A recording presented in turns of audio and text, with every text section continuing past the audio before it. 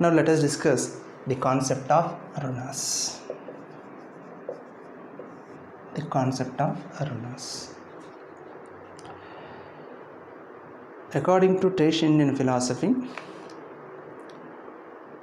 every Hindu is born with certain debts which he has to pay in his lifetime. These inborn debts which a Hindu has to pay in his lifetime are called runas. According to traditional Indian philosophy, there are 4 runas. They are, first one is Devaruna, second one is Pitraruna, third one is Guru Runa, fourth one is Atithi Runa. Here we are going to discuss what is meant by so and so runa and how to pay that runa. First let us discuss Devaruna. Devaruna means it is the debt one owes towards the gods and goddesses. According to Hinduism, entire universe is created by the gods and goddesses. In that universe, we are just some particles. As that universe in which we are just particles was created by the gods and goddesses, we are indebted towards the gods. That's why it is the debt one owes towards the gods and goddesses. How to pay that runa? The debt can be paid through the recitation of Vedas, by performing pujas, yajnas and sacrifices, by showing devotion in number of ways like singing songs, dancing. Like this we can pay the Devaruna. Second one is Pitraruna.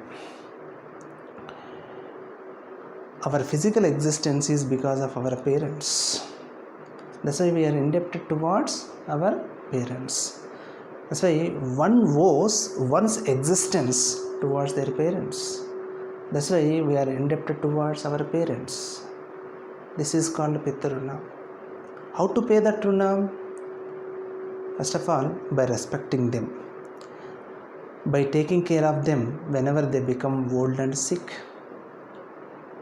by producing santana and making them good human beings of the society, and by offering pendadan after their death. See, we have to produce children. There is also a form of paying Pitraruna. Why? Because by the time they become old, they will hand over all the responsibilities to us. Then they will take rest, retirement. Then they will be without work. They need some time pass. That's why if you produce children, there will be some time pass for them. You need not write all these things for your easy understanding and telling. The next one is Guru Runa. The darkness of our mind is removed because of the knowledge imparted by our gurus. That's why we are always indebted towards our gurus. That is called Guru Runa. It is also called Rishi Runa. This debt can be paid how? One is by respecting them. That means by showing reverence, by paying Guru Dakshana, by the study and perpetuation of knowledge contained in various shastras. See, generally people feel that Guru Runa can be paid by paying Guru Dakshana. It is not so. See, if you give money or fees, you may be happy. But if you get rank in the examination, you will be more happy. That's why, similarly, our students, whenever one of my students becomes expert in a particular subject and he brings about innovations, then I'll be more happy. That's why study and perpetuation of the knowledge contained in various shastras is also a form of paying Guru Dakshana. Why? That Guru will be very happy. That's why that Guru Runa can be paid by showing reverence, That means by respecting them, by paying Guru Dakshina, and by the study and perpetuation of knowledge contained in various Shastras. And the last one is Atidiruna. Man is a social animal. He cannot live in isolation. People visit each other and strengthen their social relations. Nowadays, we have well-developed transportation and communication facilities. We have well-developed hospitality industry. So if we have money, we can survive. But in the olden days, all these things were not there. One person may go from one place to another place because of some work. It may not be possible for him to come back to his place of living on the same day. Then in that new place, someone has to provide shelter to him. Someone has to provide food to him. Otherwise, he cannot survive. Or if he wants to survive, there is severe hunger pain. He may attack those people who are living there and he may capture their food. That's why to avoid all these problems, if you inculcate this value strongly in the minds of the people of that area may provide shelter and food to him, so that there will be development of good relation. He will not attack those people, he will not take their food by killing them, and there will be creation of gratitude also, because those people are providing shelter and food, so that there will not be any conflict. Nowadays you can see, if you go to Africa, we can come across violence for the sake of food. That's why in order to create healthy relations, social relations, our Hindu philosophical thinkers have introduced this concept. If someone is asking shelter in our home, we have to give, so that there will not be any crime.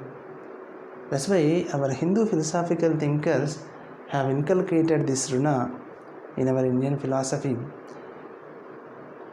by this Atidhi runa. That means the guests, we are always indebted towards the guests,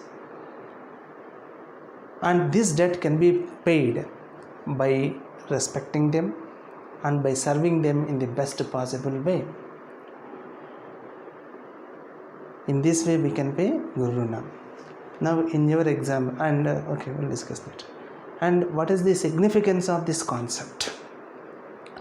See, whenever we believe in these runas, it leads to creation of a healthy social order. Consider Devaruna. Whenever this concept is strongly inculcated in the minds of the people, we believe that we are created by the gods. Entire universe is created by the gods. In that universe we are just particles. That means there is someone who has created. That's why whenever we believe in the existence of God, automatically it leads to creation of another concept, that is nothing but the fear of supernatural punishment. That's why the concept of Devaruna strengthens the belief in the God, and it maintains the fear of supernatural punishment, so that people follow the path of Dharma. Second one is Pitruna. See, because of biological makeup, will become old after some time. After crossing 50 or 60 years of age, will become old. Will become physically weak, will not be in a position to carry out academic activities. That's why we need the help of some other people. That's why here the parents produce children. Parents rear the children by facing number of hardships. What is the need for the parents to produce children and to sacrifice their lives for the sake of children? Why? Because they will take care of them whenever they become old. There is one incentive in producing children. If this incentive is not there, then what is the need for the parents to produce children? See, in order to produce child, whenever wife becomes pregnant, they should stop the sexual intercourse. And even after the delivery also, in order to rear the children, they have to face number of hardships. What is the need to face all these hardships? There is no need. There is no incentive.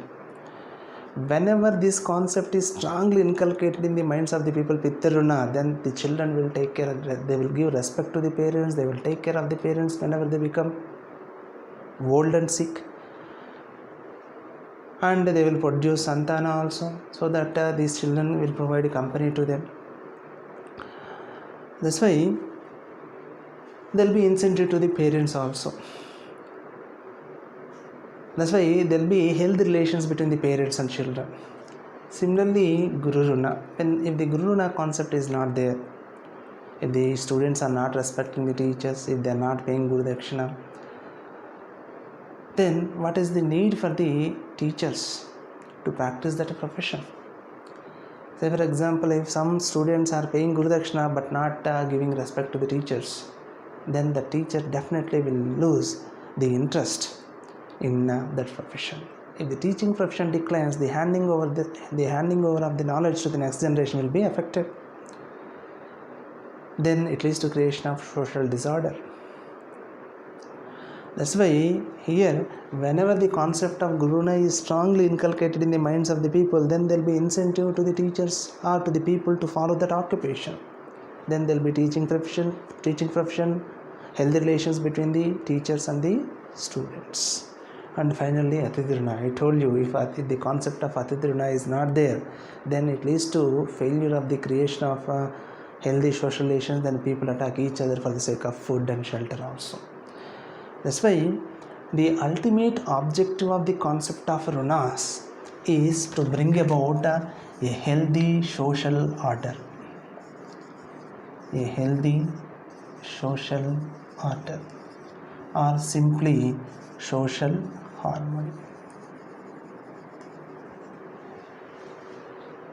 This is about the significance of the concept. Here in the examination, you need not to explain in what way the runas are going to bring about a healthy social order. You need not to explain. So far, in this from this concept, the only 10 marks questions were given. That too only one question. What is that question?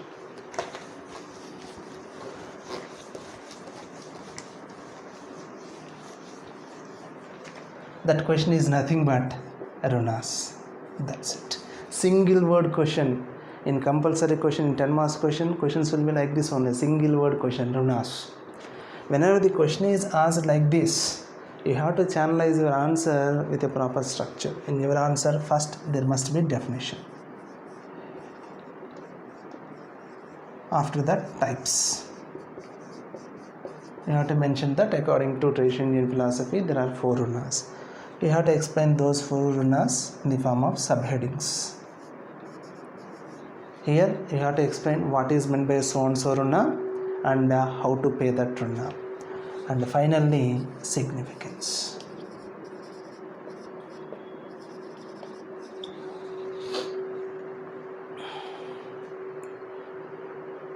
So far, questions were asked in this manner only. This is the structure to be followed in order to crack the exam or in order to get very good marks.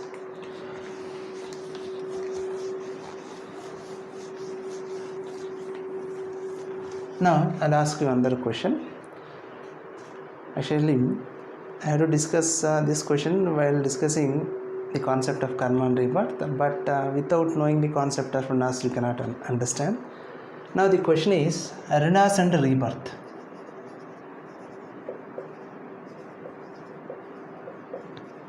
In the examination, question will be mentioned like this only: runas and rebirth, 10 marks question.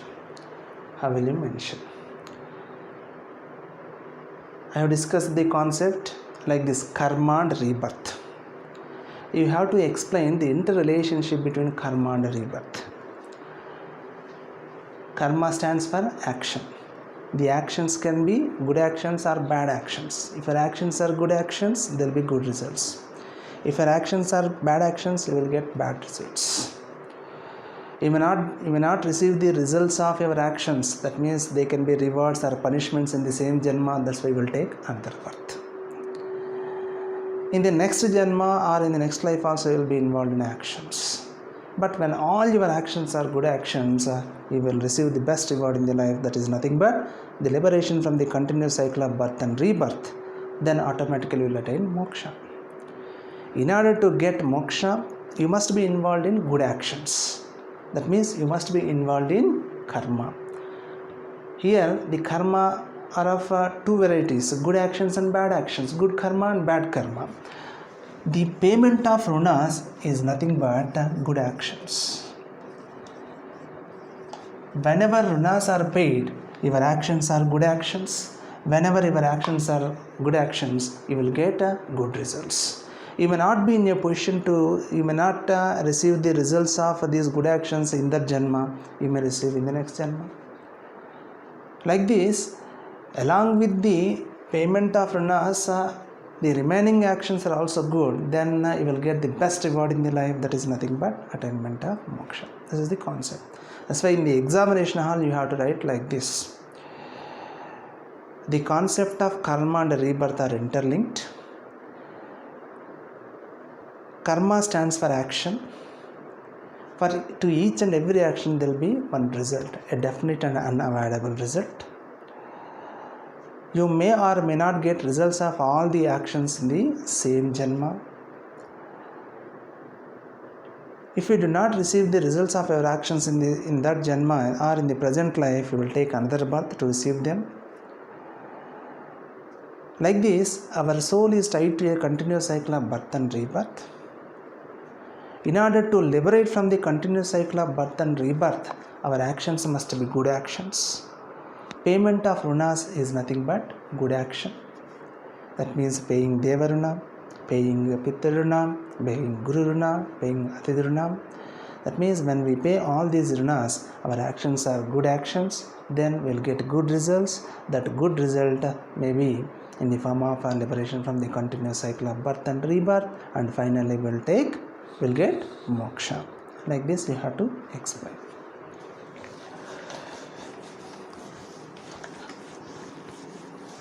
Gradually, over a period of these 4 months, you will learn this capacity